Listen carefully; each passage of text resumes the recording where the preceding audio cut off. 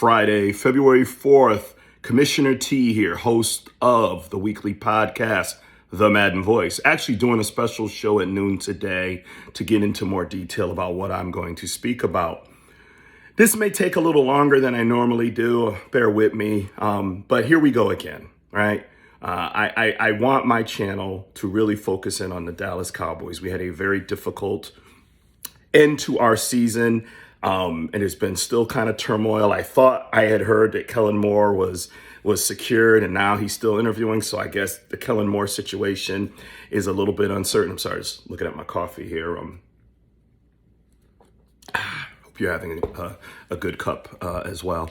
Dan Quinn is secured. Jerry's always in the news. Okay, cool, whatever. Free agents.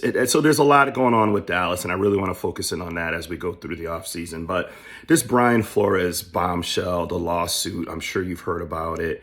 And I shake my head and I say, why are we surprised? This is what happens in the good old boys network of 32 owners, 31 of them being white, one minority owner. The Rooney Rule was meant to help put black candidates in front of the hiring power to give them some level of a shot at these jobs. And I've got statistics and stuff that I'll do on the show to show that it really hasn't worked. And then we find out that Belichick had an insight that Brian Daboll was getting hired, even though Brian Flores hadn't even interviewed yet. And now they're saying Belichick didn't know, and not to hold it against Belichick. And I'm not trying to, be negative about Belichick, but do we know that he didn't know that both Brians were candidates for the job and one had the job secured and the black Brian hadn't interviewed? He clearly texted the wrong Brian and said, I fucked up. Sorry, I'm trying not to swear. Because I know YouTube has some funny rules about things, so I'm trying not to swear. But that's what he said, though. Those were his words. And yet people are saying, well, he's connected. He knew what was going on, but it's not about him. And maybe they're right, but I just wonder if he knew that Brian A was already hired and Brian B, both who worked on his staff, was being interviewed. Then there is a certain level of culpability that he understood that the Rooney Rule was being practiced but not being implemented. It was being followed in spirit but not in practicality. And again, I don't know this, but that's really not the issue. But you know what? It kind of is the issue because Belichick is a heavyweight. He is the GOAT, right? He is what? Barry Bonds? Okay, maybe, I don't want to get into that. Barry Bonds are not going on Hall of Fame. Steroids, get it. But he is that level of a hitter in this league.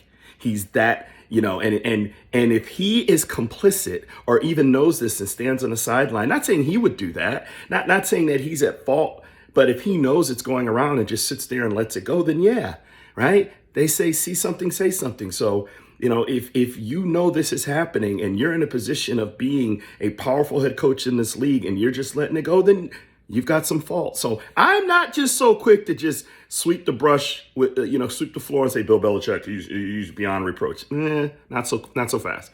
But what I am here to say is kudos to Brian Flores. But here we go again, right? We have a situation where once again, racism rears its ugly head at the highest level in the NFL. And I'm not surprised, but what is the solution?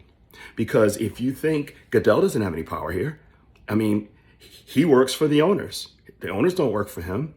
So what is the solution? Do we boycott this league that we love so much? Do we say until we see the NFL implement reasonable hiring practices and that the NFL mirrors society in the demographics of hiring head coaches in the NFL, then I'm done. I'm not going to watch any games. I'm not going to support any games. I'm not buying any tickets. I'm not buying any paraphernalia. Then we're done. Do we do that? We have power here, but that's not going to happen, right? Do we stop watching the games on TV so that the ad companies get no love? So we're not going to do that. So then what is the solution? Because we're not going to get rid of racism and implicit bias. It's not going to happen. What the owners have, they didn't just get because they came NFL owners. This is who they are. This is part of their DNA. And unfortunately, this is part of this country's DNA. We're in Black History Month, right? Why did we even need a Black History Month? Do you ever consider why? Do we have a Black History Month? You say, well, there's no White History Month. Some people have said that. I've heard people say that. You're right, there isn't. You know why? Because every day, every month is White History Month. When you go to high school, when you go to college, what gets talked about, right? We all know the Nina, the Pinta, and the Santa Maria, right? We all know these things that happened, right? So white history gets taught, but we don't know about Black history. We don't know about Crispus Attucks. We don't know about the origins, the true origins of slavery. These things don't get discussed. So guess what? We had to come up with a Black History Month to say, you know what? We built this country. Let's do something to honor Black Americans in this country, because they're not getting honored, they're not getting celebrated, and it's not being taught in schools, right? So we had to do that. Well, this is the same country that kneeled when Colin Kaepernick kneeled. The president at that time said that you're disrespecting the flag.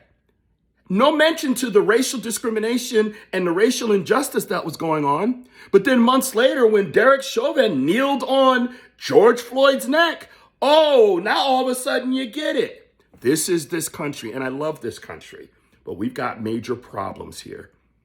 And racism and discrimination and social injustice is part of it, and it permeates every level. NFL is just, I get it, they're millionaires, right? But if you can discriminate against millionaires, multimillionaires, then what do you think is going on every day in lending, in housing, in employment, every single day, not to mention the justice system?